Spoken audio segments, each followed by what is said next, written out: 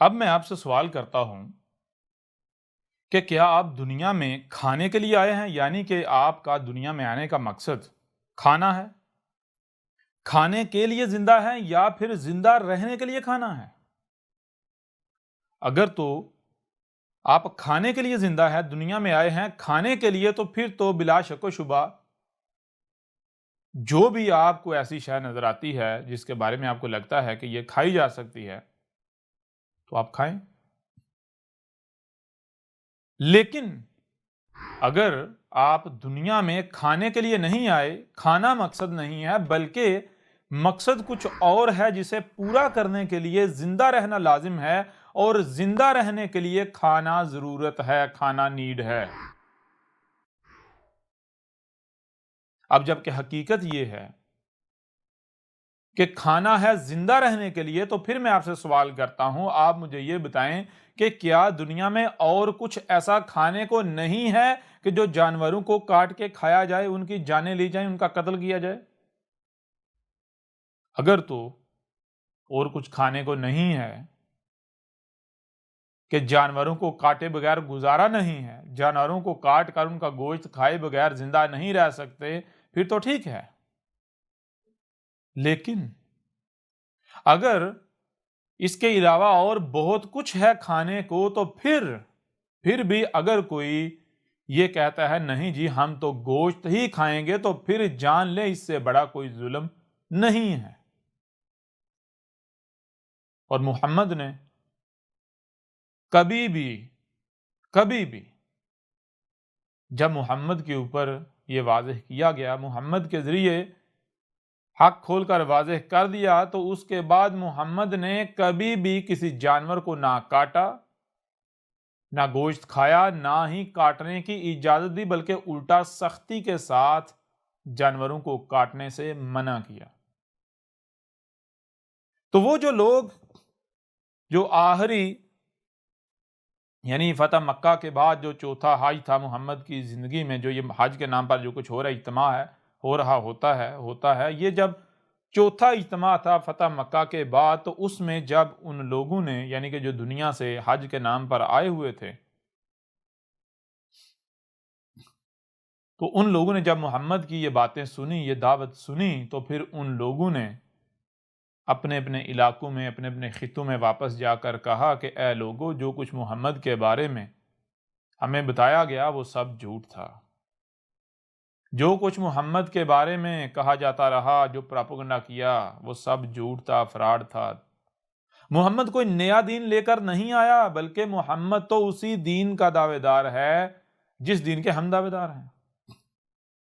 فرق صرف یہ ہے، اگر ہم یہ سمجھتے ہیں یا لوگوں نے سمجھا کہ وہ ایک نیا دین لے کر آیا، تو اس کی وجہ یہ ہے کہ ہم نے دین کا بیڑا غرق کر دیا ہوا ہے۔ ہم دین کے نام پر گمراہیوں میں ہیں، 100% گمراہیوں میں ہیں، لیکن محمد نے ہر شے کو بنیاد سے کھول کھول کر واضح کر دیا ہے۔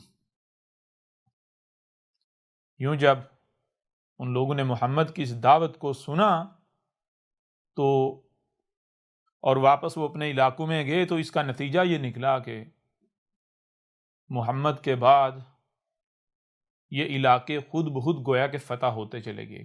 کیونکہ جدھر بھی جو محمد کی امت تھی، محمد کی قوم کے لوگ تھے، جنہوں نے بعد میں یعنی جو محمد کے نائب بنے، جن کے ہاتھ میں یہ اقتدار آیا، یہ ذمہ داری آئی، تو انہوں نے جدھر بھی رخ کیا تو وہاں کی عام عوام نے، پبلک نے ان کا ساتھ دیا۔ اپنے ہی حکمرانوں کے خلاف، اپنی ہی حکومتوں کے خلاف عوام نے ساتھ دیا، اور یوں دیکھتے ہی دیکھتے جو ہے وہ سرحدیں وسیع ہوتی چلی گئیں۔ کیونکہ لوگوں کے اوپر یہ سب واضح ہو گیا کہ حقیقت کیا ہے، محمد کیا باتیں کر رہا ہے، محمد کی دعوت کیا ہے، اور وہ عملی طور پر دیکھ چکے ہوئے تھے۔ تو اب ذرا مجھے یہ بتائیں کہ محمد جب اس نے یہ کہا، جیسے کہ آپ کے اوپر پہلے بھی واضح کیا، کہ اس وقت جو ابو جہل تھا یا ابو جہل جیسے تھے، وہ کیا کہتے تھے؟ ان کا کہنا یہ تھا کہ پہلے اس محمد نے یہ کیا کہ جو ہمارے غلام ہیں، کالے، کمزور، ان کو ہماری غلامی سے نکال کر ہمارے برابر لا کھڑا کیا جی، ان کے اور ہمارے حقوق برابر ہیں، ہمارے ان کے درمیان جو تفریق ختم کر دی۔ ہمارے وہ غلام کالے جن کی اہمیت و حیثیت ہمارے پاؤں کے تلوے میں لگی ہوئی خاک کے برابر بھی نہیں ہم سمجھتے تھے، انہیں محمد نے ہمارے برابر لا کھڑا کر دیا۔ چلو یہ تو سمجھ آتی ہے کہ وہ پھر بھی انسان ہیں، ہیومن ہیں، ہمارے ہی جیسے ہیں، لیکن یہ بڑی عجیب بات ہے کہ محمد اب کہتا ہے کہ یہ جو جانور ہیں، یہ جو گدھے ہیں، گھوڑے ہیں، گائے ہیں، اونٹ ہیں، یہ بھی تمہارے برابر ہیں، ان کے بھی وہی حقوق ہیں جو حقوق تمہارے ہیں۔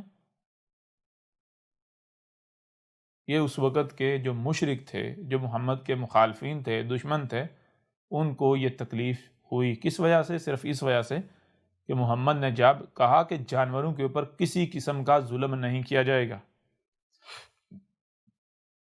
تو اب مجھے یہ بتائیں کہ کیا ایسا شخص جو یہ کہہ رہا ہے کہ کسی بھی جانور کے ساتھ رائے برابر بھی ظلم نہیں کیا جائے گا ورنہ اس سے بدلہ لیا جائے گا، جانوروں کے جو جانور پالتو ہیں، ظاہر بات ہے اب ان کو جنگلوں میں نہیں چھوڑا جا سکتا، وہ نسل در نسل تم لوگوں نے ان کو باندھ کر رکھا ہے، غلام بنا کر رکھا ہے، تو اب وہ تمہارے محتاج بن چکے ہوئے ہیں۔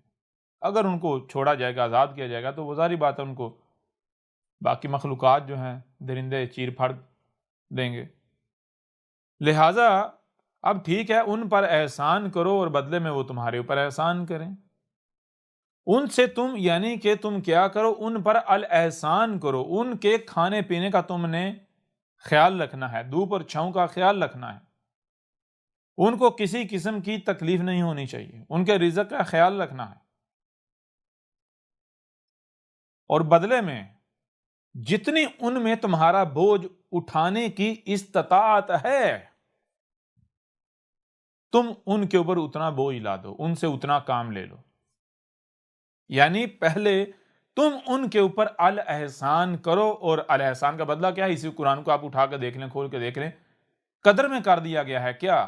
حل جزاء الاحسان الا الاحسان، کہ جو الاحسان ہے اس کا بدلہ کیا ہے؟ اس کا بدلہ صرف اور صرف یہ ہے کہ احسان۔ تو اگر کسی پر احسان کیا جاتا ہے تو واپس اس کے اوپر لازم ہو جاتا ہے کہ بدلے میں وہ بھی اس کا بدلہ چکائے، احسان کر کے، جب احسان کرنے والے کے اوپر احسان کرنے کا وقت آئے۔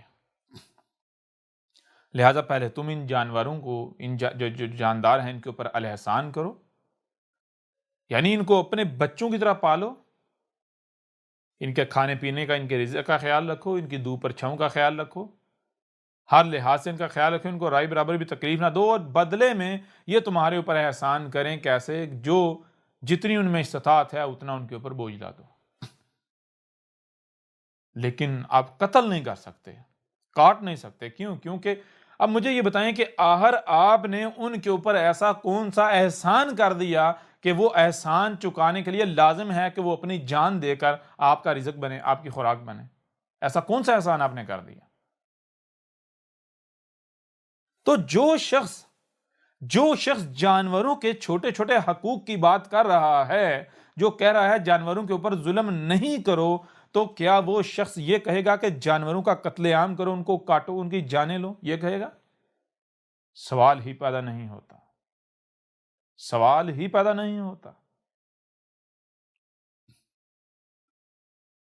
ہاں، یہاں ایک اور اعتراض اٹھایا جا سکتا ہے، سوال اٹھایا جا سکتا ہے کہ جی کیا محمد نے گوشت نہیں کھایا؟ کیوں؟ کیونکہ ان کو روایات ایسی ملتی ہیں جن سے ملتا ہے جی محمد نے بھی گوشت کھایا۔ کوئی شک نہیں کھایا۔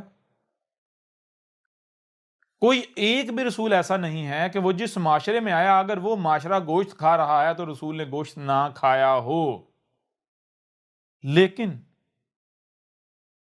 غور کرنے والی بات یہ ہے کہ کیا رسول نے وہ اپنی گوشت کھانے کی عادت کہیں یا جو بھی کہیں، کیا اسے کنٹینیو رکھا یا پھر ترک کر دیا؟ اس کے لیے آپ کو سب سے پہلے یہ سمجھنا پڑے گا کہ رسول ہوتا کیا ہے۔ رسول میں کیا ہے؟ اسوۃ حسنۃ۔ اسوۃ حسنۃ کا مطلب کیا ہے؟ کہ جو جیسے جیسے جب جس طرح اس نے کیا بالکل وہی ویسے تم نے کرنا ہے۔ یعنی جب انسان جو ہے وہ 100% گمراہی میں ہوتے ہیں اور رب سے ہدایت طلب کرتے ہیں تو رب کیا کرتا ہے؟ رب ان کے اوپر حق واضح کرتا ہے۔ کیسے؟ ان میں انہی سے اپنا رسول بیس کرتا ہے اور اس کے ذریعے حق واضح کرتا ہے۔ ایسا کیوں کرتا ہے؟ ایسا رب اس لیے کرتا ہے کہ اگر اللہ جو ہے رب العالمین جو ہے اگر صرف زبان سے حق واضح کرے، مثال کے طور پر کیا فضا سے ایسی فریکوینسیز پروڈیوس کر کے ایسی آوازیں پیدا نہیں کی جا سکتی کہ رب یعنی کہ گویا جو زبان آپ بولتے ہیں ایسی زبان میں فضا سے آواز آئے؟ کیا جی میں تمہارا رب بول رہا ہوں؟ کر سکتا ہے رب؟ ممکن ہے۔ یا انسان کے علاوہ کیا کوئی اور ایسی مخلوق نہیں کہ جس میں بولنے کی صلاحیت نہیں ہے؟ رب اس کے ذریعے رہنمائی کر دیتا، حق کھول کر واضح کر دیتا۔ حالانکہ وہ تو لوگوں کے لیے سمجھنا بھی زیادہ آسان تھا، ماننا بھی زیادہ آسان تھا کہ بھئی ہمارے جیسا نہیں ہے، یہ تو جی معجزہ ماننا پڑے گا۔ یہ واقعی رب جو ہے وہ بول رہا ہے، رب کلام کر رہا ہے۔ مثال کے ایک طوطے کی مثال ہے کہ طوطا جو ہے اگر اس کے ذریعے رب کلام کرتا تو ہر کوئی مان جاتا، لیکن ویسا رب نے کیوں نہیں کیا؟ ویسا رب نے اس لیے نہیں کیا کیونکہ یہ جو دعوت ہے، جو حق ہے، زبان سے اگر بتایا جاتا ہے تو کوئی بھی اس کے اوپر نہیں ڈٹے گا۔ کل کو جب ان سے سوال کیا جائے گا، پوچھا جائے گا تو ہر کوئی یہ کہے گا کہ یہ باتیں زبان سے کرنا بہت آسان تھیں، زبان سے ہم بھی کر سکتے تھے، کوئی بھی کر سکتا ہے۔ اصل مسئلہ ہے، اصل چیز ہے، اصل امتحان ہے ان کے اوپر عمل کرنا۔ تو اے ہمارے رب یا اے اللہ، اے ایشور، اے گاڈ، اگر تو چاہتا تھا کہ ہم اس دعوت کے اوپر، ان باتوں کے اوپر عمل کریں تو پھر تو ایسا کرتا کہ ہم میں سے ہمارے ہی جیسا ایک بشر کھڑا کرتا، تو اس کے ذریعے یعنی وہ بشر نہ صرف ہمیں ہمارے اوپر حق کھول کو واضح کرتا بلکہ وہ عملی طور پر کر کے بھی دکھاتا۔ پھر اگر ہم نہ کرتے، اس کے جیسے نہ بنتے، تو پھر ہمارے اوپر حجت ہو جاتی، ہمارے پاس کوئی کسی قسم کا عذر یا بہانہ نہ رہتا۔ تو رسول کیا ہوتا ہے؟ رسول رب کی طرف سے انسانوں کے اوپر حجت ہوتا ہے۔ یعنی رسول ایک بشر کیوں ہوتا ہے؟ اس وجہ سے ہوتا ہے تاکہ نہ صرف یہ جو انسان ہیں جس قوم میں رسول بھیجنا ہے، بیس کرنا ہے، ان میں انہی سے رسول بھیج کر ان کی زبان میں، یعنی انہی کی زبان میں حق کھول کر واضح کر دیا جائے کہ کوئی یہ نہ کہے کہ ہمیں سمجھ نہ آئی، بلکہ ایک رسول جو بشر ہے اس کے ذریعے عملی طور پر کر کے دکھا دیا جائے تاکہ کل کو کوئی یہ نہ کہہ سکے کہ یہ باتیں جو تھیں ان کے اوپر عمل کرنا ممکن نہیں تھا اس بشری وجود کے ساتھ۔ لہذا رسول کیا ہے؟ اسوۃ حسنہ، یعنی عملی نمونہ، پریکٹیکل اگزامپل ہوتی ہے رسول۔ تو رسول کیا ہوتا ہے؟ جیسے آپ ہوتے ہیں، آپ پیدا ہوئے اسی طرح پیدا ہوتا ہے، جس معاشرے میں آپ پیدا ہوتے ہیں پلتے بڑھتے ہیں، ایسے ہی رسول پیدا ہوتا ہے پلتا بڑھتا ہے۔ جیسے آپ کے جو بڑے ہیں، والدین ہیں، آپ کو اسی دین کے اوپر لے آتے ہیں، وہی آپ کا دین بنا دیتے ہیں جس پر وہ خود ہوتے ہیں، بالکل یہی رسول کے ساتھ ہوتا ہے۔ اس کو نہیں علم ہوتا میں رسول ہوں۔ اس طرح آگے بڑھتے بڑھتے جب رسول باشعور ہوتا ہے تو باقی ہر کوئی اسی کو حق کہتا ہے، اسی کے اوپر ڈٹ جاتا ہے جس کے اوپر وہ اپنے بڑوں کو پتہ ہے۔ لیکن رسول کا معاملہ نہیں ہوتا۔ وہ کیا کرتا ہے؟ وہ دیکھتا ہے کہ بھائی ہر کوئی یہ دعویٰ کر رہا ہے کہ میں ہی حق پر ہوں، ہم ہی حق پر ہیں، ہمارا فرقہ، ہمارا گروہ، ہماری جماعت، ہماری تنظیم، ہمارا مذہب، ہم حق پر ہیں، باقی سب جو ہے وہ گمراہ ہیں، باطل ہیں۔ حالانکہ ایسے کیسا ہو سکتا ہے کہ سارے کے سارے حق پر ہوں؟ کیونکہ ہر کوئی آپس میں اختلاف کر رہا ہے، یا تو ان میں سے کوئی ایک حق پر ہے یا پھر ان میں سے کوئی ایک بھی حق پر نہیں، سارے کے سارے گمراہ ہیں، باطل ہیں۔ آیا یہ حق کا دعویٰ کر رہے ہیں تو بنیاد کیا ہے؟ بنیاد یہ ہے کیونکہ جی ہم نے اس دین پر، اس مذہب پر اپنے بڑوں کو پایا ہے، اس لیے یہ حق ہے۔ تو رسول کیا دیکھتا ہے؟ رسول کہتا ہے کہ اگر میں بھی اسی کو حق کہوں جس پر اپنے بڑوں کو پایا تو پھر مجھ میں اور ان میں فرق کیا رہے گا؟ کیا حق ہونے کی یہ دلیل ہے، یہ پہچان ہے کہ بھائی جی میں نے اپنے بڑوں کو اس کے اوپر پایا اس لیے یہ حق ہے؟ نہیں۔ کیا کیا جائے گا؟ غور و فکر کیا جائے گا۔ لہذا رسول کیا کرتا ہے؟ رسول غور و فکر کرتا ہے۔ رسول کو نہیں پتا ہوتا کہ میں رب کا بھیجا ہوا ہوں، لیکن اس کا مطلب یہ نہیں ہے کہ رسول جو ہے وہ خواہشات کی اتباع کر رہا ہوتا ہے، نہیں، بلکہ رسول کا ایک ایک لمحہ جو ہے وہ رب کا ڈائریکٹڈ ہوتا ہے، رب کا جو لایا ہوا ہے نا۔ رب اسے عملی نمونہ بنا رہا ہے، رب دکھا رہا ہے کہ دیکھو ایسے تم دنیا میں آتے ہو، ایسے تمہاری پرورش کی جاتی ہے، ایسے دنیا کے حالات و واقعات تمہارے اوپر غالب آ جاتے ہیں، تمہیں اپنے رنگ میں رنگ دیا جاتا ہے، پھر اس کے بعد کیسے ہدایت پانی ہے۔ تو لہٰذا جب تک رسول کے اوپر حق واضح نہیں کیا جاتا، رسول کے اوپر یہ واضح نہیں کیا جاتا کہ تو ہمارا بھیجا ہوا ہے، تب تک رسول بھی، اگر وہ معاشرہ گوشت کھا رہا ہے تو رسول بھی گوشت کھاتا ہے۔ کیوں؟ اگر رسول گوشت نہیں کھائے اور کل کو کہے جی یہ حرام ہے، گوشت کھانا حرام ہے، یہ ظلم ہے، زیادتی ہے، تو ہر کوئی یہ کہے گا کہ تجھے تو ملا ہی نہیں، تو نے تو بچپن سے کھایا ہی نہیں، تجھے تو اس کی عادت ہی نہیں، اگر تو نے کھایا ہوتا تو پھر ہم دیکھتے تو کیسے گوشت چھوڑتا، تو کیسے گوشت کے بغیر رہ سکتا تھا۔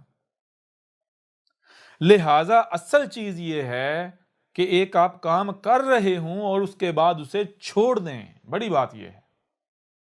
تو رب دکھاتا ہے دیکھو یہ تمہارے بڑوں نے جس کے اوپر تمہیں لگایا ہوا ہوتا ہے وہ حق نہیں، بلکہ تحقیق کرو، اگر وہ حق ثابت نہیں ہوتا، باطل ثابت ہوتا ہے تو اس کو ترک کر دو۔ کیسے؟ ایسے یہ دیکھو میں تمہیں کر کے دکھا رہا ہوں اپنے رسول کے ذریعے۔ یوں رسول میں کیا ہوتا ہے؟ اسوۃ حسنہ ہوتا ہے۔ تو ایسے ہی ہر رسول نے جس کے آنے سے پہلے یا جب وہ آیا تو اس معاشرے میں، جس معاشرے میں وہ بھیجا گیا، اس معاشرے میں گوشت کھایا جا رہا تھا، تو ہر اس رسول نے گوشت کھایا، لیکن کیا اسے کنٹینیو رکھا؟ نہیں، بالکل نہیں، بلکہ اسے ترک کر دیا۔ اور پھر رب کا قانون کیا ہے؟ رب کا قانون یہ ہے کہ رب کوئی بھی کام چھو منتر کر کے نہیں کرتا۔ مثال کے طور پر اگر آپ چھت پر چڑھے ہیں، چھت پر چڑھنے کے لیے 10 سیڑھیاں درکار ہیں، آپ 10 سٹیپ یعنی سٹیپ بائی سٹیپ آگے بڑھے ہیں، چھت پر گئے ہیں، تو رب یہ نہیں کہتا چھلانگ لگا کے واپس آ جاؤ، نہیں، بلکہ جس طرح آپ اوپر چڑھے ہو اسی طرح سیڑھیاں اتر کر واپس آؤ۔ رب العزیز الحکیم ہے، العلیم الحکیم ہے، رب الصبور ہے، صبر کرتا ہے، ہر کام کو اس کے اپنے وقت پر رکھتا ہے۔ تو کوئی بھی کام چھو منتر کر کے نہیں ہوتا، وہ علم و حکمہ کے ساتھ ہوتا ہے۔ تو رب اگر کوئی بندہ جو ہے اگر کوئی غلط کر رہا ہے تو رب اسے یہ نہیں کہتا چھو منتر کر کے چھوڑ دے، بلکہ رب اسے آہستہ آہستہ سٹیپ بائی سٹیپ پیچھے لے کر آتا ہے، جیسے وہ اس مقام پر پہنچا ہوا ہوتا ہے۔ یہ وجہ ہے محمد نے جب حق کھول کر واضح کر دیا تو اس کے بعد نہ تو محمد نے خود گوشت کھایا، نہ کسی جانور کو کاٹا، نہ ہی کسی جانور کو کاٹنے کا حکم دیا، نہ ہی کاٹنے کی اجازت دی، بلکہ الٹا جانوروں کے حقوق کا خیال رکھا۔ ٹھیک ہے، وہی سزائیں دی جاتی جو سزا کسی ایک ہیومن بینگ کے ساتھ ظلم و زیادتی کرنے پر دی جاتی۔ چلیں، اس کے باوجود بھی اگر کوئی یہ کہتا ہے جی نہیں جانوروں کو کاٹنا چاہیے، کھانا چاہیے، وہ کوئی بھی ہوں، وہ یہودی ہوں، وہ عیسائی ہوں، وہ ہندو ہوں، وہ مسلمان ہوں، وہ بدھ ہوں، دنیا میں کوئی بھی شخص ہو، کسی مذہب کا ہو، کسی رنگ کا ہو، کسی نسل کا ہو، اگر وہ کسی بھی جانور کو کاٹ کر کھاتا ہے تو میں اس سے ایک سوال کرتا ہوں، اور میرا یہ سوال دنیا کے ہر اس شخص سے ہے جس کے اندر رائے برابر بھی عقل ہے، ہر عقل والے کے لیے یہ سوال ہے، اور سوال یہ ہے کہ مجھے آپ یہ بتائیں، یہ جو آج پوری دنیا میں انسانی حقوق کا ڈنڈورا پیٹا جاتا ہے، ہیومن رائٹس کا ڈنڈورا پیٹا جاتا ہے، بنیادی انسانی حقوق کے نعرے لگائے جاتے ہیں، اس کی وجہ اور بنیاد کیا ہے؟ یعنی کسی انسان کا قتل نہیں کیا جائے گا بغیر وجہ کے، اگر قتل کیا جائے گا تو صرف اس صورت میں کیا جائے گا کہ اگر وہ معاشرے کے لیے خطرے کا باعث بنے، تباہی کا باعث بنے، ٹھیک ہے نا؟ یعنی اگر قتل کیا بھی جائے گا تو صرف اس لیے کیا جائے گا کہ ایک بڑے نقصان کا اندیشہ ہو، تو اس بڑے یا تو وہ بڑا نقصان کروا لیں یا پھر اسے قتل کر دیں۔ اب یہ آپ کے اوپر ہے، یعنی کہ چھوٹا نقصان کروانا یا بڑا کروانا۔ چھوٹا نقصان کروا کر اگر بڑے سے بچا جا سکتا ہے تو اس سے بڑی عقل مندی کیا ہو سکتی ہے؟ تو اس وجہ سے قتل کیا جائے گا، ورنہ کسی بشر کو، کسی ہیومن بینگ کو قتل نہیں کیا جائے گا، بھوکا نہیں رکھا جائے گا، اس سے رہنے کے لیے زمین نہیں چھینی جائے گی،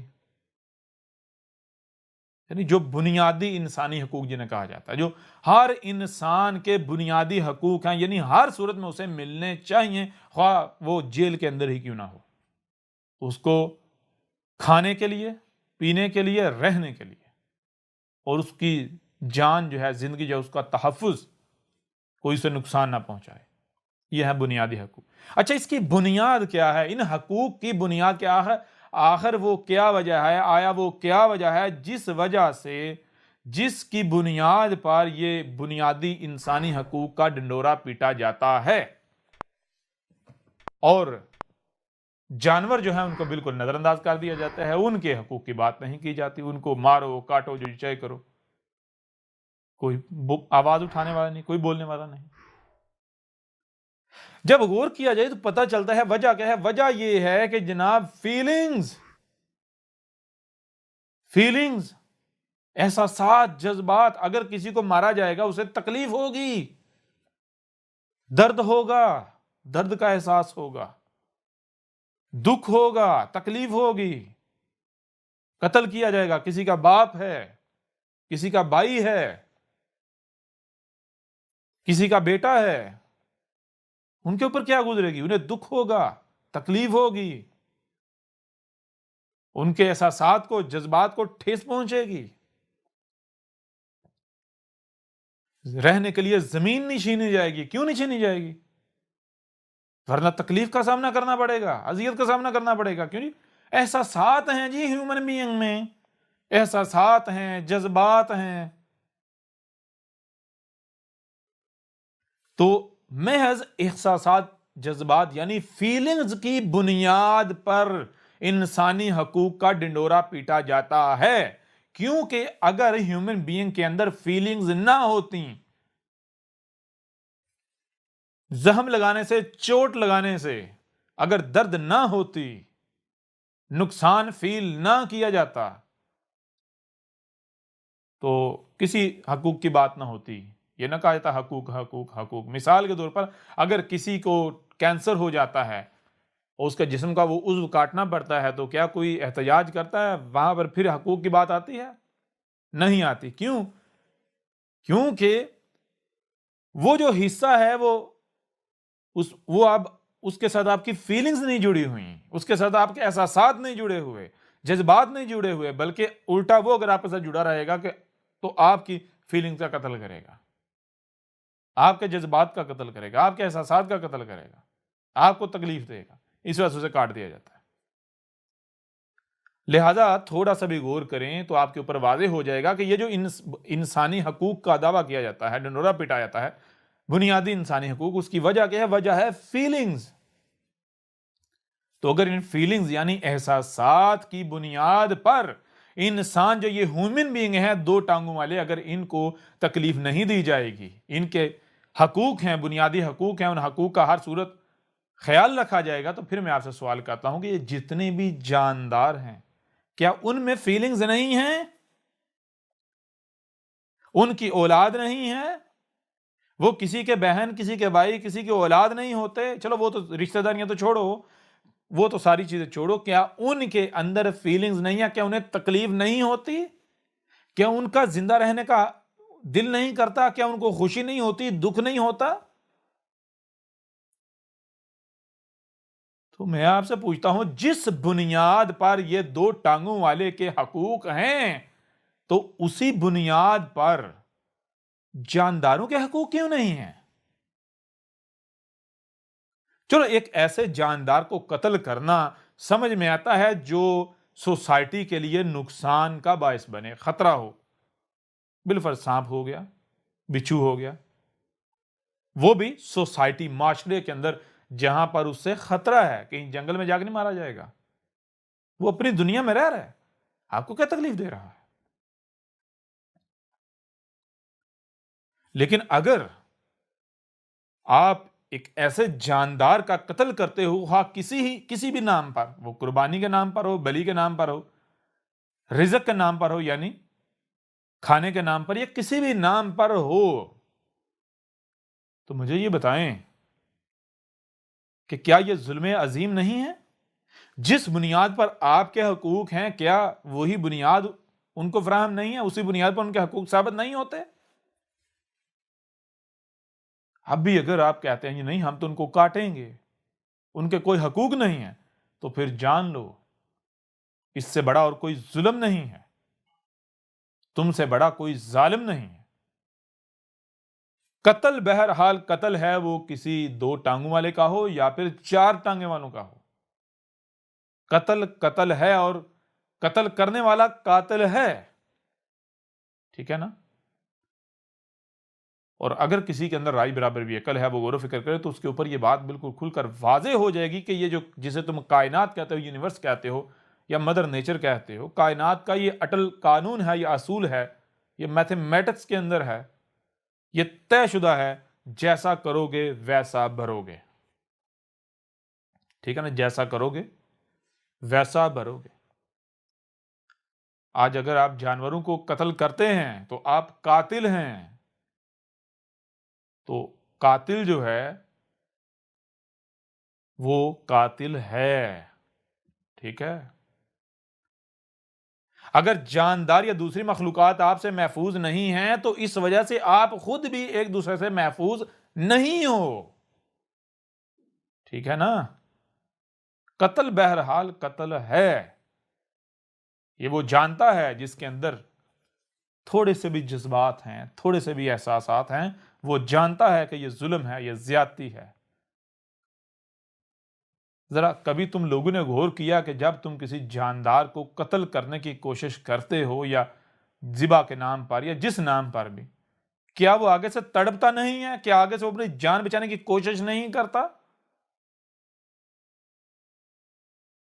اس کے باوجود تمہیں رحم نہیں آتا، تم ترس نہیں کھاتے؟ اور جب تمہیں رحم نہیں آتا تو تمہارے اوپر رحم کیا کیوں جائے گا؟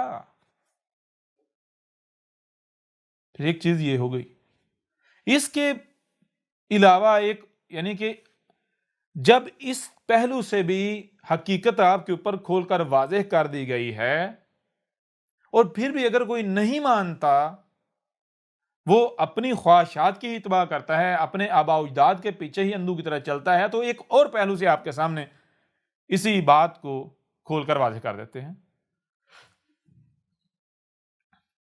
میں آپ سے سوال کرتا ہوں کہ ایک گھر ہے، گھر میں والدین بھی ہیں اور بچے بھی ہیں، گھر ہے، گھر میں بچے بھی ہیں اور والدین بھی ہیں۔ ذرا غور کریں، گھر کے اندر والدین کی کیا ذمہ داری ہے؟ کیا گھر میں والدین کی ذمہ داری یہ نہیں ہے کہ وہ نہ صرف گھر کی دیکھ بھال کریں بلکہ بچوں کی دیکھ بھال کریں، بچوں کو ایسا ماحول فراہم کریں کہ نہ ہی وہ گھر کو تباہ کریں، گھر کو خراب کریں، اور نہ ہی آپس میں ایک دوسرے کو نقصان پہنچائیں؟ کیوں؟ کیونکہ بچے جو ہیں ان میں اتنی سمجھ نہیں ہوتی، اتنا شعور نہیں ہوتا، ان کو جو بھی اچھا لگتا ہے وہ اس کے پیچھے بھاگ پڑتے ہیں، جس کا نتیجہ کیا نکلتا ہے؟ اگر بچوں کو آزاد چھوڑ دیا جائے تو بچے گھر تباہ و برباد کر دیں گے، سب توڑ پھوڑ دیں گے، بلکہ آپس میں ایک دوسرے کو بھی نقصان پہنچا بیٹھیں گے۔ تو گھر میں بڑے ہوتے ہیں، کیوں ہوتے ہیں؟ بڑے اس وجہ سے ہوتے ہیں کیونکہ بڑے باشعور ہوتے ہیں، سمجھدار ہوتے ہیں۔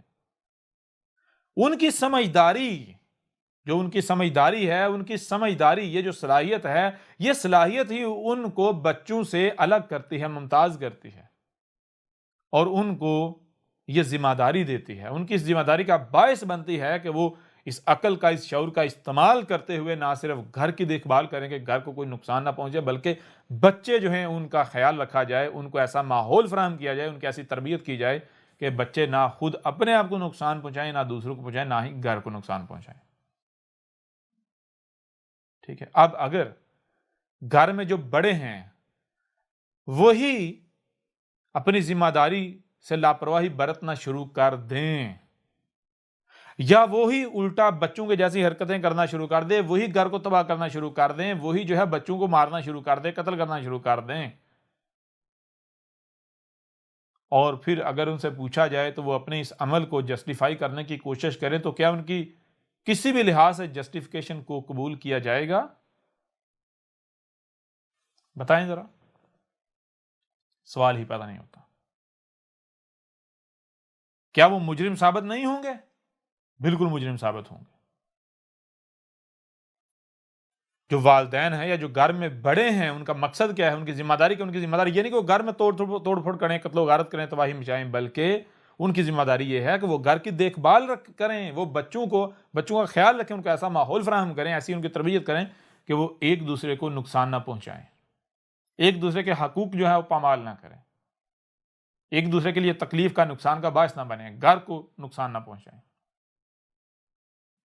بالکل ایسے ہی ذرا غور کریں کہ ایک ملک ہو، ایک خطہ ہو، ایک علاقہ ہو، وہاں پر جو بشر ہیومن بینگز ہیں یہ آباد ہیں، وہاں ان ہیومن بینگ میں سے جو ہیومن بینگز میں انسان ہیں، جو بشر ہیں، ان میں سے چند لوگوں کو اقتدار دیا جاتا ہے، اختیار دیا جاتا ہے۔ کیوں دیا جاتا ہے؟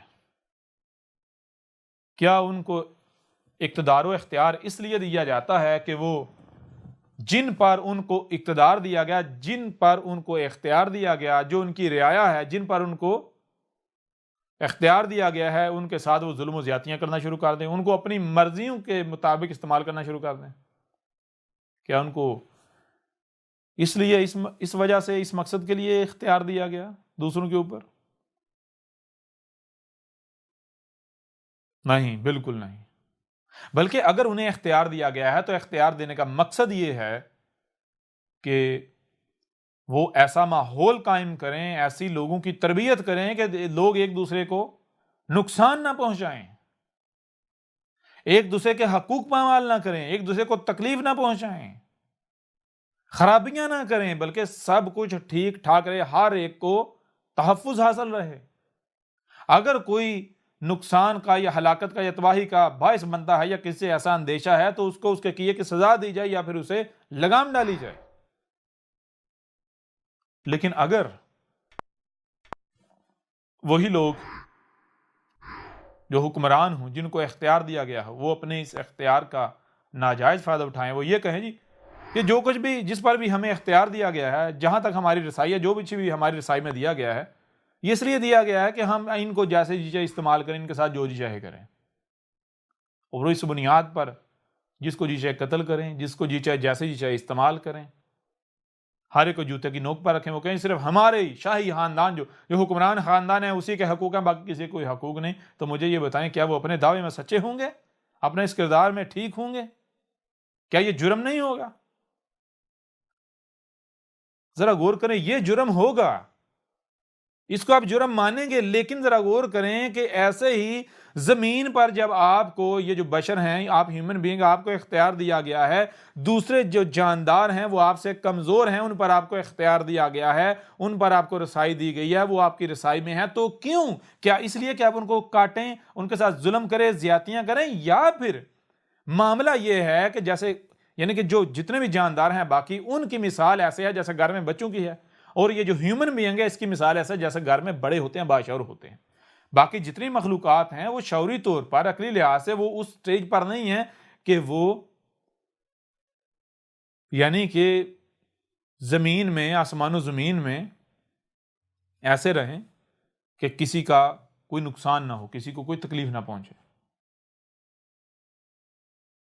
اور یہ ایسا کیوں ہے، یہ بھی بات کی بات ہے، اس کے اوپر بھی ڈیٹیل کے ساتھ بات کریں گے، اور ابھی تھوڑا آگے بڑھ کے اس کو واضح کر دیں گے۔ یہ جو بشر ہے، ہیومن ہے، اس کو اگر اختیار دیا گیا ہے تو اس لیے دیا گیا ہے تاکہ یہ ایسا ماحول ترتیب دے، ایسا معاشرہ ترتیب دے کہ تمام کی تمام مخلوقات جو ہیں ان کو تحفظ حاصل ہو جائے۔ کوئی بھی اپنے آپ کو یہ نہ سمجھیں کہ میں سپیریئر ہوں، کوئی بھی اپنے آپ کو دوسروں سے یا دوسری مخلوقات سے برتر سمجھتے ہوئے، بہتر سمجھتے ہوئے، خیر سمجھتے ہوئے کہیں ایسا نہ کرے کہ جو حقوق ہیں میرے ہی ہیں، باقی کسی کوئی حقوق نہیں، اور تباہی مچا دے، دوسروں کے حقوق پامال کرے۔ نہیں، کہیں ایسا نہ ہو کہ کسی کے ہاتھ میں کچھ ایسا لگ جائے جس کی بنیاد پر وہ یہ محسوس کرنا شروع کر دے کہ میں دوسروں سے برتر ہوں، لہٰذا وہ اس اختیار کا یا اس شے کا ناجائز فائدہ اٹھانا شروع کر دے، دوسروں کے اوپر ظلم کرنا شروع کر دے۔ اگر آپ کو زمین پر اختیار دیا گیا ہے، آپ کو باقی مخلوقات کے اوپر اختیار دیا گیا ہے کسی بھی لحاظ سے، تو اس کی وجہ یہ نہیں ہے کہ آپ ان کا قتل کرو، ان کو کاٹ کے کھاؤ، ان کی مجبوری کا فائدہ اٹھاؤ، بلکہ اس کا مقصد، اس کی وجہ یہ ہے کہ آپ ان کی دیکھ بھال کرو، آپ ان کے حقوق کا تحفظ کرو، آپ ان کو جو ہے ان کی حفاظت کرو. ٹھیک ہے، آپ کی ذمہ داری یہ تھی کہ آپ کی اس ہیومن بینگ کی موجودگی میں تمام مخلوقات تحفظ فیل کرتے ہیں، لیکن آپ نے کیا کیا؟ آپ تو الٹا ان اختیارات کا ناجائز فائدہ اٹھا رہے ہیں، اپنے اس اختیار کا ناجائز فائدہ اٹھاتے ہوئے ظلم و زیادتیاں کر رہے ہیں ہر مخلوق کے ساتھ، جانوروں کو کاٹ رہے ہیں. اب بتائیں ذرا. اور اگر آپ کو باقی مخلوقات کے اوپر اختیار حاصل ہے تو اس کی وجہ کیا ہے؟ اس کی وجہ یہ ہے کہ ایک وقت تھا جب آسمان و زمین میں کوئی ایک بھی مخلوق ایسی نہیں تھی جو ایک دوسرے کو نقصان پہنچاتی تھی.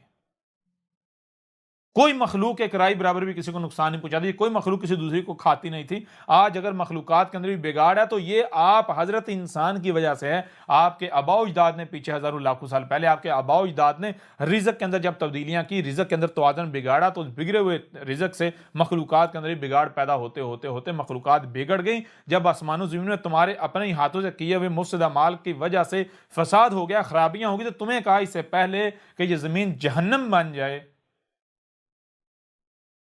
اس کی اصلاح کر لو.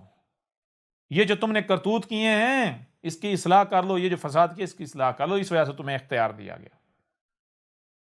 یہ سب واپس ریورس لے کر چلو، اور تم نے بجائے یہ کہ اصلاح کرو الٹا مزید ظلم کرنا شروع کر دیا، الٹا مزید تباہیاں کرنا شروع. تم نے اس اختیار کا ناجائز فائدہ اٹھانا شروع کر دیا، جانوروں کا قتل عام کرنا شروع کر دیا.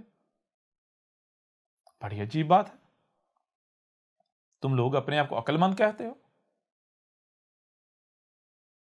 اے حج اور قربانی کے نام پر قتل عام کرنے والوں ظالموں، تم سے تو وہ مشرکین عرب بہتر تھے، مشرکین مکہ بہتر تھے. کیونکہ ذرا غور کرو، ایک اور پہلو سے تمہارے سامنے میں اس حقیقت کو رکھتا ہوں، ہم تمہارے سامنے ایک اور پہلو سے اس حقیقت کو کھول کر واضح کرتے ہیں. اے خود کو مسلمان کہلوانے والا، تم تو دعوے کرتے ہو ہم تو قرآن و سنت قرآن و سنت قرآن و سنت کے ماننے والے ہیں، اللہ کی ماننے والے ہیں، محمد کی ماننے والے ہیں، یہ دعوے کرتے ہو نا. چلو اب ذرا آؤ میدان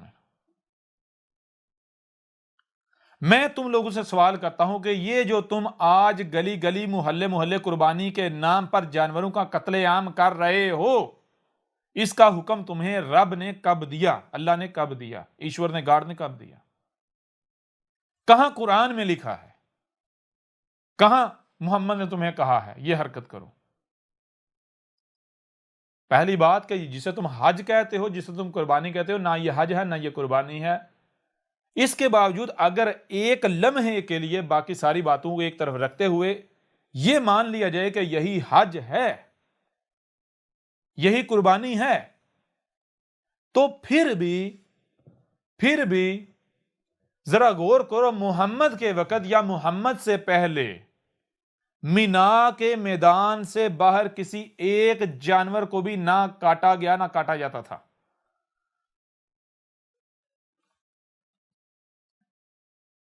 مینا کے میدان کے باہر کسی ایک بھی جانور کو نہیں کاٹا گیا قربانی کے نام پر. اور میں تمہیں چیلنج کرتا ہوں، تم ثابت کر کے دکھا دو. محمد کی موجودگی میں محمد کے فوراً بعد جو شروع کا وقت تھا اس دوران بھی، اور یہاں تک کہ محمد سے پہلے بھی مینا کے میدان سے باہر کسی ایک بھی جانور کا قربانی کے نام پر قتل نہیں کیا جاتا تھا. کیوں؟ اپنا قرآن اٹھا کر دیکھو، اسی قرآن کے اندر یہ بات بالکل دو ٹوک واضح الفاظ میں لکھی ہوئی ہے کہ قربانی کس کے اوپر فرض ہے، کس کے اوپر لازم ہے، کس نے دینی ہے. یہ بات الگ ہے قربانی ہے کیا، قرآن کسے قربانی کہہ رہا ہے وہ الگ بات ہے. لیکن اگر ایک لمحے کے لیے اسے قربانی مان لیا جائے جسے تم کہتے ہو، تو قرآن یہ کہہ رہا ہے قربانی صرف اور صرف اسی کے اوپر ہے جو حج کی استطاعت رکھتا ہے.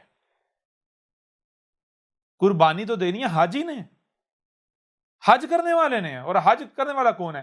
جس میں استطاعت ہے حج کی. اور حج کی استطاعت رکھنے والا کون ہے؟ وہ بھی بات کی بات ہے. کہ قرآن کسے کہہ رہا ہے، لیکن ایک لمحے کے لیے اگر یہ مان بھی لیا جائے کہ یہی حج ہے اور حج کی استطاعت رکھنے والے وہ ہیں جو وہاں جاتے ہیں،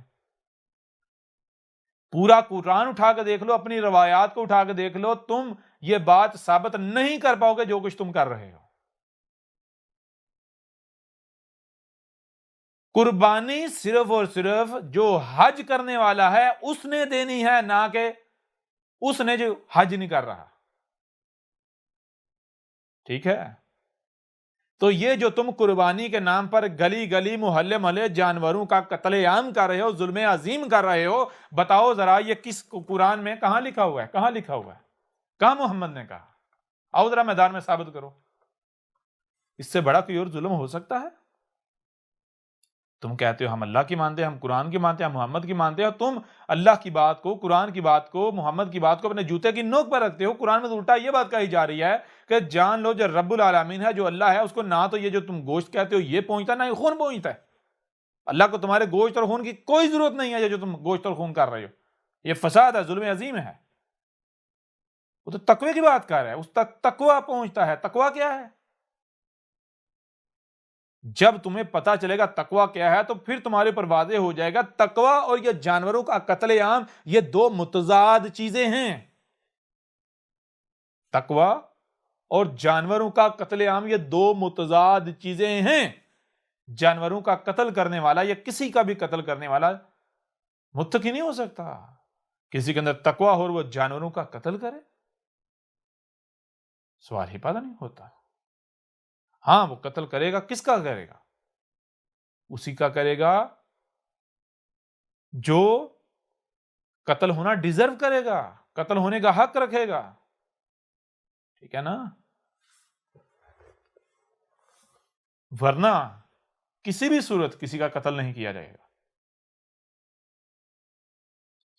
جتنے بھی جاندار ہیں ان میں احساسات ہیں، ان میں جذبات ہیں، ان میں فیلنگز ہیں، ان کو دکھ ہوتا ہے، ان کو درد ہوتا ہے، ان کو تکلیف ہوتی ہے۔ ان کو قتل تو بہت بڑی بات ہے، رائی برابر بھی تکلیف نہیں دی جائے گی، ٹھیک ہے نا؟ اپنی خواہشات کی اتباع کو اللہ کے حکم کا نام دینا، ایشور گاڈ دیوس رب العالمین کے حکم کا نام دینا، رسولوں سے منسوب کرنا،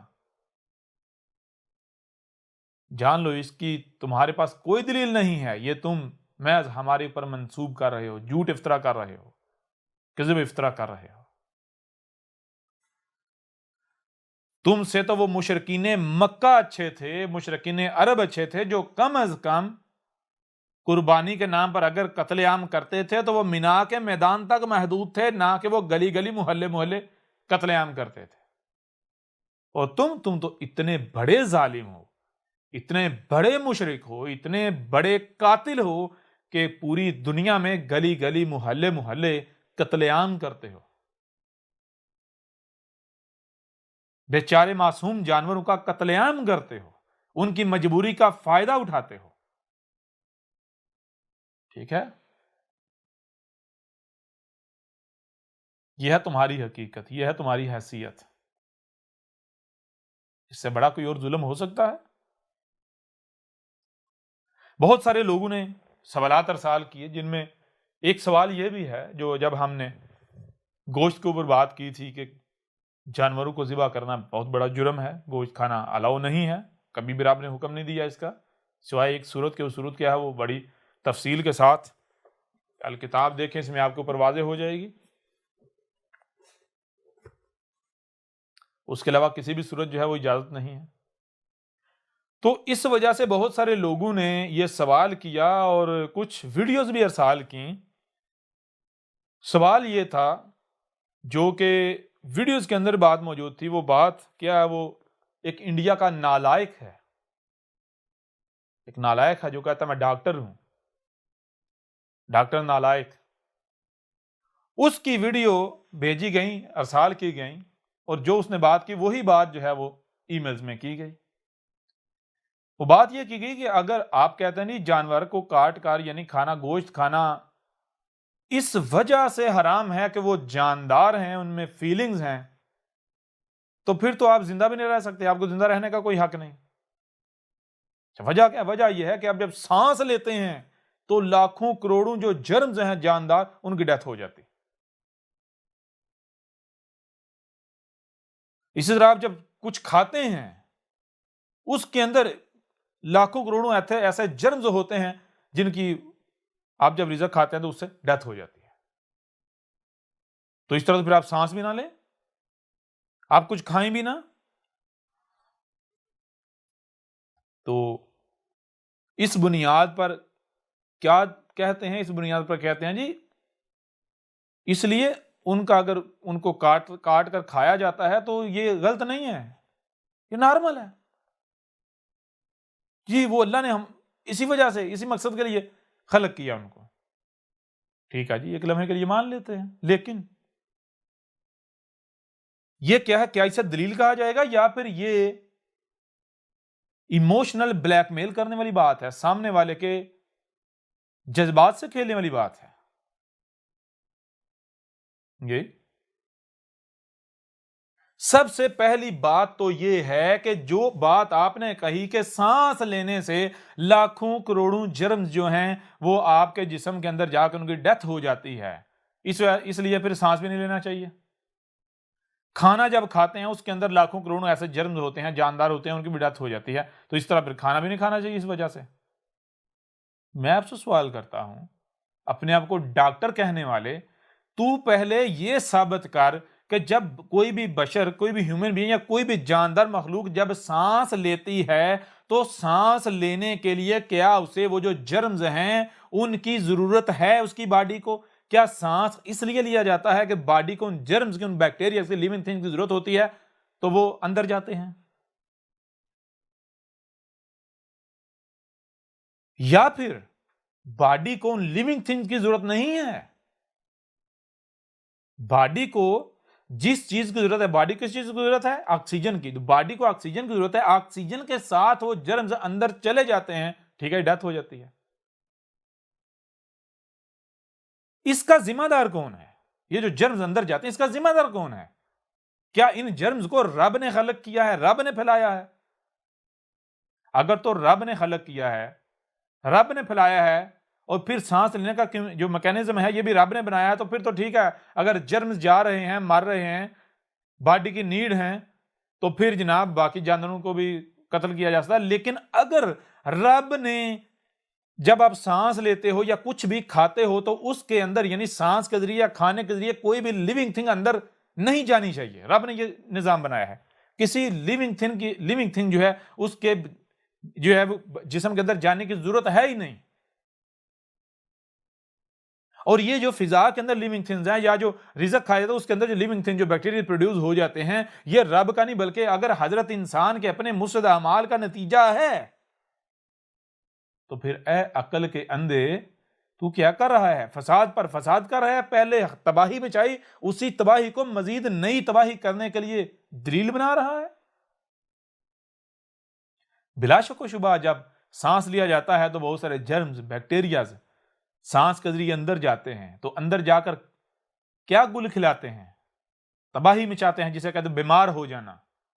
یہ جرمز آئے کہاں سے؟ حضرت انسان ڈاکٹر نالائق، یہ جرمز تیرے جیسے مفسد جو انسان ہیں، مفسد ہیں، ان کے فساد کے نتیجے سے فضا میں پروڈیوس ہو رہے ہیں۔ پہلے یہ جان لے کہ یہ جان جو ہے یہ وجود میں کیسے آتی ہے، جان زندگی وجود میں کیسے آتی ہے، ٹھیک ہے؟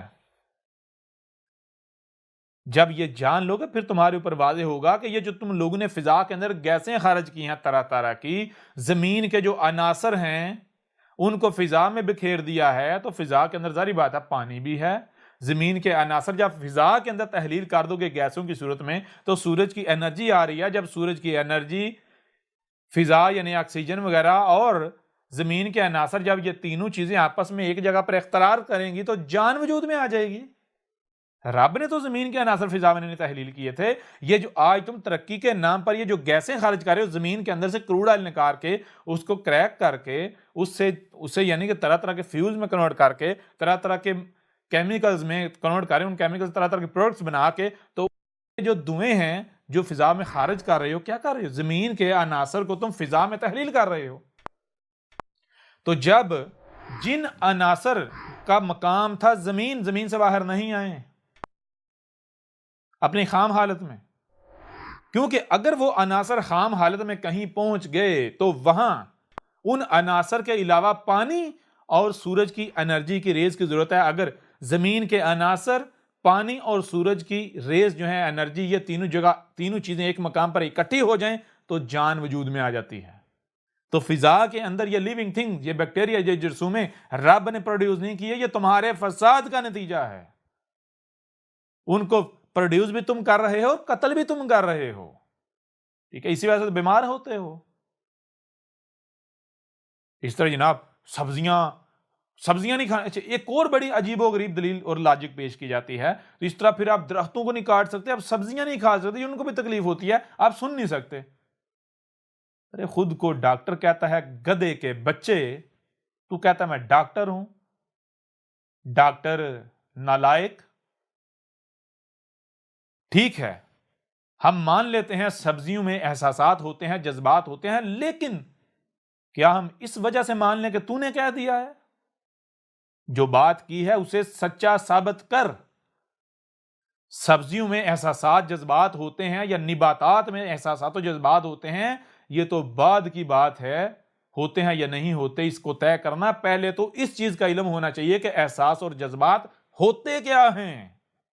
ٹھیک ہے، احساس و جذبات جو ہیں، احساسات و جذبات ہوتے کیا ہیں؟ احساسات و جذبات جو لیونگ تھنگز ہوتی ہیں ان کے اندر پروڈیوس ہوتے ہیں. کس سے پروڈیوس ہوتے ہیں؟ ان کیمیکل سے پروڈیوس ہوتے ہیں جو کیمیکلز نباتات بناتی ہیں. یعنی احساسات و جذبات جس میٹیریل سے بنتے ہیں، وجود میں آتے ہیں، نباتات اس میٹیریل کو بناتے ہیں. تو جس میٹیریل سے احساسات و جذبات بنتے ہیں وہ میٹیریل بنا رہی ہیں نباتات. تو نباتات میں احساس و جذبات آ کہاں سے گئے گدھے کے بچے؟ تو کہتا میں عقل مند ہوں. دنیا کے تمام سائنٹسٹ جتنے بھی کیمسٹ ہیں ان کو چیلنج ہے، جو بیالوجسٹ ہیں ان کو یہ چیلنج ہے، آئیں اگر دنیا کی کوئی طاقت یہ ثابت کر دے کہ نباتات کے اندر فیلنگز ہوتی ہیں تو جو سزا کہیں گے وہ احمد عیسیٰ بھگتنے کو تیار ہے. ٹھیک ہے، فیلنگز جس سے پروڈیوس ہوتی ہیں، جس سے وجود میں ہوتی ہیں، پہلی بات تو یہ ہے کہ فیلنگز جاندار جو شے ہوتی ہے، جو جاندار مخلوق ہوتی ہے، جو جان ہوتی ہے، اس کے اندر پروڈیوس ہوتی ہیں، اس کے اندر پہلی چیز. ٹھیک ہے، دوسری چیز فیلنگز جس میٹیریل سے، جس مواد سے، یعنی جن کیمیکلز سے پروڈیوس ہوتی ہیں، وجود میں آتی ہیں، وہ کیمیکلز بناتے ہیں نباتات. نباتات فیلنگز کا میٹیریل بناتی ہیں. تو جب نباتات فیلنگز کا میٹیریل بنا رہی ہیں، فیلنگز اس میٹیریل نے آگے جا کے فیلنگز میں کنورٹ ہونا ہے، تو نباتات کے اندر فیلنگز کہاں سے آ گئیں؟ یہ کہنا جی سائنس نے بھی یہ ثابت کر دیا یا سائنس نے بھی یہ کہہ دیا کہ جناب نباتات کے اندر بھی فیلنگز ہیں، تو ذرا سائنس کو کہو ثابت کرے، ہوا میں باتیں نہیں کرے. ٹھیک ہے، کیوں؟ کیسے ثابت کرنا پڑے گا؟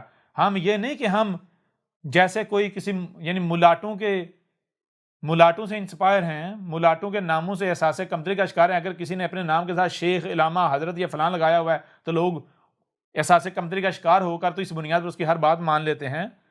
تو ایسا ہی ایک بڑی تعداد ان لوگوں کی جو سائنس سے اتنے متاثر ہیں کہ سائنس کو بت بنایا ہوا ہے، اپنا الہ بنایا ہوا ہے، جو بھی سائنس کے نام پر ان کو کہا جائے گا فوری مان جائیں گے.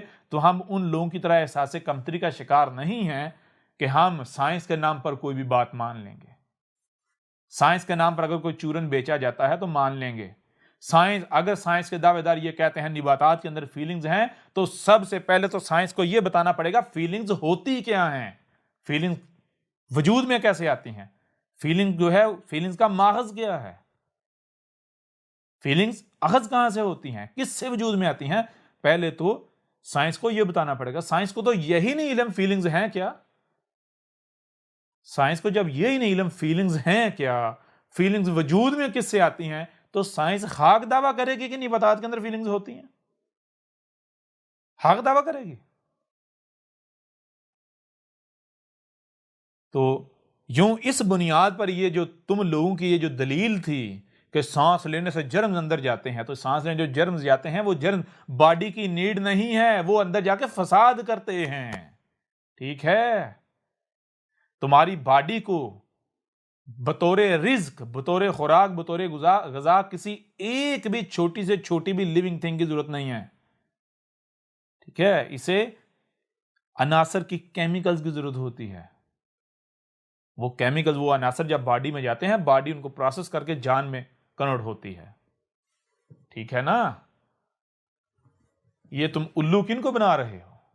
یہ تم الو بنا سکتے ہو اپنے جیسے الوؤں کو.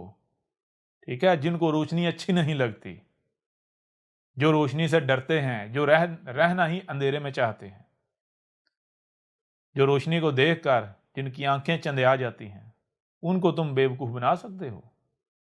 ڈاکٹر نالائق، اگر تجھ میں اتنی ہمت ہے تو آ ذرا احمد عیسیٰ کو غلط ثابت کر. نہیں کر سکتا. یوں اس بنیاد پر، اس پہلو سے بھی آپ کے اوپر یہ بات بالکل کھول کر واضح کر دی کہ کسی بھی صورت جاندار جو ہیں ان کا قربانی ہو یا بھلی ہو، اس کے نام پر قتل نہیں کیا جا سکتا. صرف ان جانداروں کو قتل کیا جا سکتا ہے جو آپ کے لیے یا مخلوقات کے لیے نقصان کا باعث ہیں، ہلاکت کا باعث ہیں، اور وہ بھی ایسی صورت میں کہ جب ان سے ہلاکت کا اندیشہ ہو، ان سے خطرہ ہو. وہی براہ راست نہیں مارا جائے گا، بلکہ پہلے ان سے تحفظ کی کوشش کی جائے گی، اور اگر آپ کو لگتا ہے نہیں بھائی تو اس کی موجودگی میں تحفظ یقینی نہیں ہے، تو پھر جا کے آپ جان لے سکتے ہیں، ورنہ نہیں قتل کر سکتے. اور رزق کے نام پر یہ تو کسی بھی صورت اس کی اجازت نہیں ہے سوائے ایک صورت کی، اور وہ کس کو اجازت ہے؟ وہ رب خود ہے. رب خود اپنے وجود کو استعمال کرے، اس کو حق حاصل ہے، ورنہ، اور وہ بھی بغیر حق نہیں کرتا، بالحق کرتا ہے.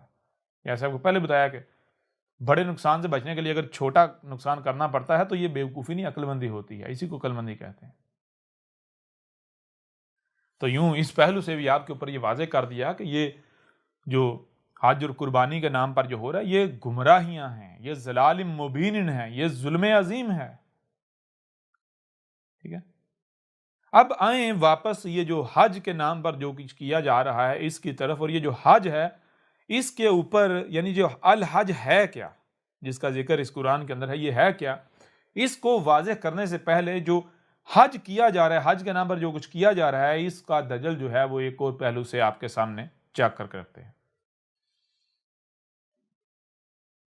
تو اس کے لیے دیکھیں، ہم جو بات کی ابتدا کریں گے، بات کی ابتدا ہم یہاں سے کریں گے کہ آپ کو سننے کے لیے کان دیے گئے، دیکھنے کے لیے آنکھیں دی گئیں. جو بھی سنائی اور دکھائی دے رہا ہے اسے سمجھنے کی صلاحیت دی گئی. تو یہ صلاحیتیں آپ کو کیوں دی گئی؟ ظاہر ہے یہ صلاحیتیں آپ کو اس لیے دی گئیں کہ جو بھی سنائی دے رہا ہے، جو بھی دکھائی دے رہا ہے اسے سمجھیں. اس وقت تک کوئی بھی کام نہیں کرنا، کوئی بھی عمل نہیں کرنا جب تک کہ آپ سمجھ نہیں لیتے. ٹھیک ہے نا؟ تو جب آپ سمجھیں گے تو آپ کے اوپر واضح ہو جائے گا کہ کوئی بھی کام کیا جاتا ہے، کچھ بھی کیا جاتا ہے تو اس کا کوئی نہ کوئی مقصد لازم ہوتا ہے. بغیر مقصد کے کچھ نہیں کیا جاتا. بغیر مقصد کے کچھ بھی نہیں کیا جاتا. مثال کے طور پر آپ کھانا کھاتے ہیں، کیا بغیر مقصد کے کھاتے ہیں؟ نہیں. مقصد کھانا کھانے کا بھی ہے. یہ پیٹ بھرنا ہے. پیٹ کیوں بھرنا ہے؟ مقصد ہے، اس کا بھی مقصد ہے. جسم کو جن عناصر کی ضرورت ہے وہ عناصر چاہیے، اس وجہ سے کھانا کھایا جاتا ہے. وہ عناصر کیوں چاہیے، اس کا بھی مقصد ہے. یعنی ہر کام کا، ہر شے کا کوئی نہ کوئی مقصد لازم ہوتا ہے. ٹھیک ہے جی؟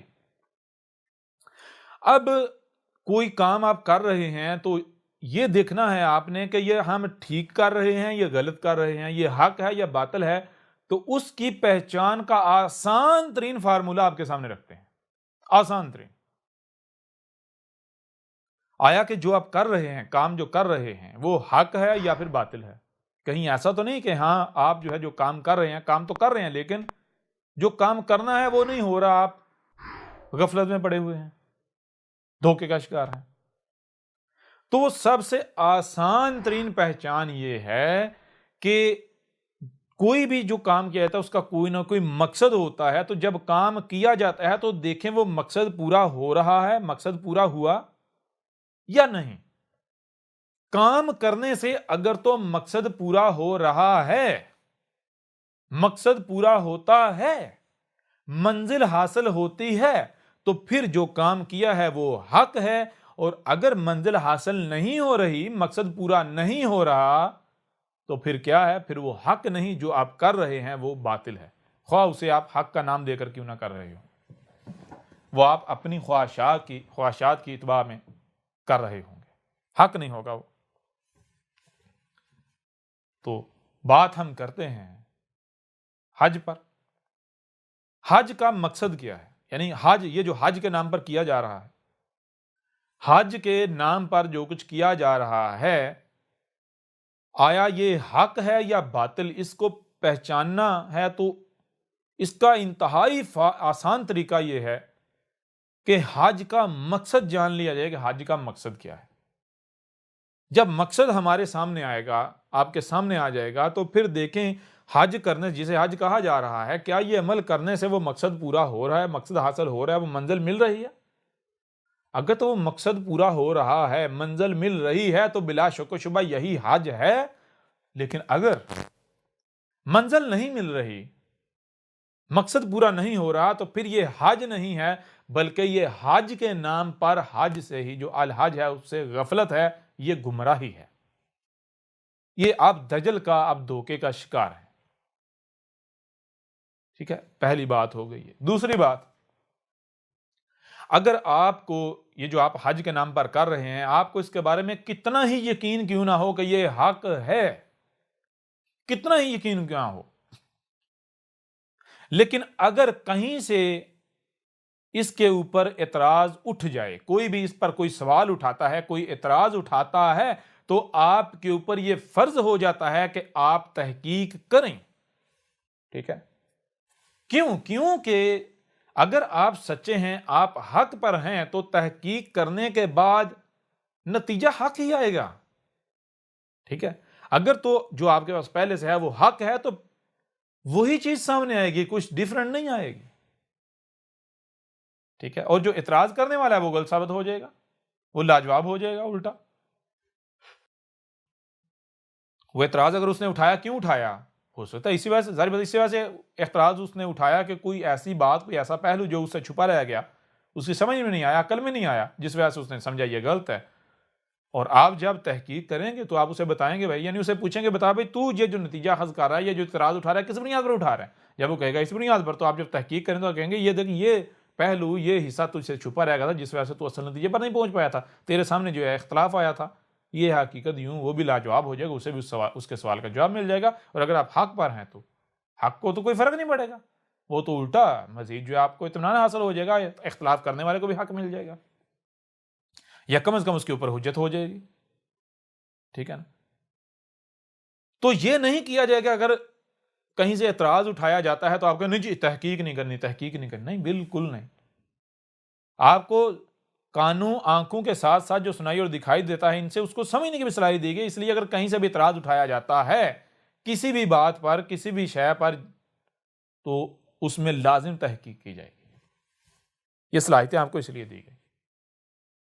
لہٰذا آج دیکھیں دو چیزیں ہیں۔ سب سے پہلی بات یہ ہے کہ ہمیں دیکھنا یہ ہے کہ یہ جو حج کے نام پر کیا جا رہا ہے،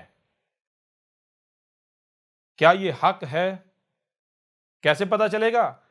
حج کرنے کا مقصد کیا ہے، منزل کیا ہے؟ اگر تو مقصد و منزل مل رہی ہے یہ حج کرنے سے، حج کے نام پر جو کیا جا رہا ہے، پھر تو یہی حج ہے، یہ حق ہے۔ اور اگر منزل نہیں ملتی تو پھر یہ حق نہیں، یہ باطل ہے۔ تو پھر کیا کیا جائے گا؟ جو حق ہے اسے تلاش کیا جائے گا، اور حق کے اوپر عمل کیا جائے گا، جو حق ہے وہ کیا جائے گا۔ نہ کہ حج کے نام پر ہی حج سے غافل رہیں گے۔ اور دوسری چیز یہ ہے کہ اگر اس کے اوپر کوئی اعتراض اٹھایا جاتا ہے، کہیں سے بھی کوئی اس کے اوپر اعتراض اٹھایا جاتا ہے، کوئی سوال اٹھایا جاتا ہے، تو پھر بھی یہ حج کے نام پر جو کچھ کیا جا رہا ہے یہ کرنے سے پہلے تحقیق کی جائے گی اور اس اعتراض کو، اس سوال کو دور کیا جائے گا، اس سوال کو کالعدم کیا جائے گا۔ تو کیا آج اعتراض اٹھایا جا رہا ہے؟ تو اگر کوئی کہتا ہے نہیں اٹھایا گیا، تو پھر آج احمد عیسیٰ اٹھا رہا ہے۔ اب آپ کے اوپر فرض ہو چکا، آپ تحقیق کریں۔ لہذا جب تحقیق کریں گے نتیجہ کیا سامنے آئے گا، ابھی آپ کے سامنے کھول کر رکھ دیتے ہیں۔ مثال کے طور پر ہم سب سے پہلے یہ جانتے ہیں کہ یہ جو حج ہے اس کا مقصد کیا ہے۔ تو آپ اپنے ملاٹوں سے پوچھیں، اپنی کتابیں اٹھا کے دیکھیں، حج کا مقصد کیا؟ الحج کا مقصد کیا ہے؟ مقصد ہے، منزل ہے عید الاضحیٰ۔ جیسے جو رمضان ہے، شہر رمضان، الصیام کا جو ایک مہینہ ہے، اس کا مقصد کیا ہے، اس کی منزل کیا ہے؟ عید الفطر۔ بالکل ایسے ہی جو الحج ہے، حج ہے، حج کا مقصد کیا ہے؟ حج کا مقصد، حج کی منزل، یعنی جس مقصد کو پانے کے لیے حج کیا جاتا ہے، جو الحج ہے، وہ منزل کیا ہے، وہ مقصد کیا ہے؟ وہ ہے عید الاضحیٰ۔ عید کسے کہتے ہیں؟ عید کہتے ہیں جہاں پہلے تھے وہاں آپ نہیں ہیں، دوبارہ واپس وہیں پر آ جانا، دوبارہ واپس وہیں پر آ جانا، یعنی ایک مقام پر آپ تھے یا کچھ تھا، وہاں سے پھسل گئے، وہ وہاں نہیں ہے، تو پلٹ کر واپس دوبارہ وہیں آ جانا، پلٹ کر دوبارہ واپس وہی آ جانا، اسی نقطے پر آ جانا۔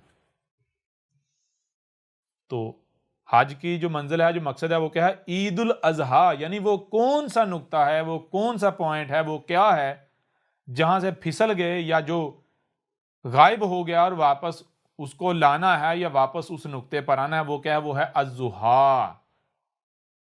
الضحیٰ، الضحیٰ کیا ہے؟ الضحیٰ، ضحیٰ سے، ضحیٰ کسے کہتے ہیں؟ روشنی کو، نور کا پھیل جانا، یعنی سب کچھ روشن ہو جانا۔ ضحیٰ ضد کس کی ہے؟ لیل کی، یا اس کی ضد کیا ہے؟ لیل۔ لیل کسے کہتے ہیں؟ اندھیرے کو۔ یعنی اندھیرا کسے کہتے ہیں؟ یعنی ہر شے کے اوپر جو ہے کالک کا چھا جانا، یعنی ہر شے کی حقیقت کیا ہے؟ حقیقت چھپ جانا، جو شے اوپر چڑھ گئی وہ نظر آ رہی ہے۔ اور ضحیٰ، روشنی کا پھیل جانا، مطلب یہ ہے کہ ہر طرف حق کا پھیل جانا، حق ہی حق ہر طرف نظر آئے، جو رب کی طرف سے آنے والا نور ہے وہ پوری دنیا پر پھیل کر دوبارہ دنیا میں روشنی ہو جائے، دنیا دوبارہ حق سے منور ہو جائے، اللہ کے نور سے منور ہو جائے۔ تو عید الاضحیٰ، عید الاضحیٰ کا مطلب کیا ہے؟ مطلب یہ ہے کہ دیکھو، اس وقت رب واضح کرتا ہے کہ اس وقت دنیا میں ظلال مبین ہے، اس وقت دنیا میں لیل ہے، اللیل ہے، اندھیرا چھایا ہوا ہے، یعنی گمراہیوں نے پوری دنیا کو اپنے لپیٹ میں لیا ہوا ہے۔ تو کیا شروع سے ایسا تھا؟ نہیں، بلکہ ایک وقت تھا جب دنیا اللہ کے نور سے منور تھی، ہر طرف حق تھا، لیکن پھر آہستہ آہستہ جو شیاطین ہیں، انسان، شیاطین، مجرمین، انہوں نے آہستہ آہستہ تباہیاں، فساد کرتے کرتے کرتے، گمراہیاں پھیلاتے آج پوری دنیا کے اوپر گمراہیاں غالب آ گئیں، کسی کو حق کا نہیں پتا۔ ٹھیک ہے، تو کیا کرنا ہے؟ دوبارہ الضحیٰ، دنیا کو دوبارہ روشن کرنا ہے، حق سے منور کرنا ہے۔ تو اس کے لیے کیا کیا جائے گا؟ اس کے لیے الحج کیا جائے گا۔ الحج کیا ہے؟ اب اگر آپ یہ جو حج کے نام پر کیا جا رہا ہے اسے الحج کہتے ہیں، اسی کو حج کہتے ہیں، تو میں آپ سے سوال کرتا ہوں کہ کیا یہ حج کرنے کے بعد دنیا میں، یعنی عید الاضحیٰ آ جاتی ہے، دنیا دوبارہ واپس منور ہو جاتی ہے، حق پوری دنیا پر غالب آ جاتا ہے، یا پھر یہ تو محض ایک سمبل ہے؟ یہ جسے آپ حج کہہ رہے ہیں یہ حج تو نہیں ہے، یہ تو جو الحج تھا اسے ایکسپلین کرنے کے لیے، اسے سمجھانے کے لیے ایک ایگزامپل دی گئی تھی۔ تو جو شیاطین، مجرمین تھے، انہوں نے اس ایگزامپل کو ہی حج سمجھ لیا، حج بنا ڈالا۔ حج کیا ہے؟ کسی کے وہم و گمان میں بھی نہیں، اور سیدھی سی بات ہے، جو شخص بھی یہ کہتا ہے کہ یہ جو مکہ میں جا کے کیا جا رہا ہے یہ حج ہے، میں چیلنج کرتا ہوں اسے وہ حج ثابت کر کے دکھائے۔ کیوں؟ کیونکہ حج کرنے کا مقصد کیا ہے؟ حج کی منزل کیا ہے؟ عید الاضحیٰ، عید الاضحیٰ کیا ہے کہ دنیا کا دوبارہ ہر لحاظ سے منور ہو جانا، اللہ کے نور سے روشن ہو جانا، حق ہر طرف غالب آ جانا، اندھیرے چھٹ جانا، گمراہیاں ختم ہو جانا۔ تو کیا یہ حج کرنے سے عید الاضحیٰ آ رہی ہے؟ بتائیں ذرا۔ اگر تو آ رہی ہے، دنیا منور ہو رہی ہے، تو پھر تو یہی حج ہے۔ اگر نہیں آ رہی تو پھر عقل کے اندھو یہ حج کیسے بن گیا؟ یہ تو تم حج کے نام پر ہی حج سے غافل ہو، الحج کے نام پر ہی الحج سے غافل ہو، عقل کے اندھو۔ ٹھیک ہے نا؟ اور الحج کون کرتے ہیں، کن کے اوپر ہے؟ جو اس کی استطاعت رکھنے والے۔ اس کی استطاعت رکھنے والے کون؟ جو بالکل ویسے ہیں جیسے ابراہیم تھا۔ ٹھیک ہے؟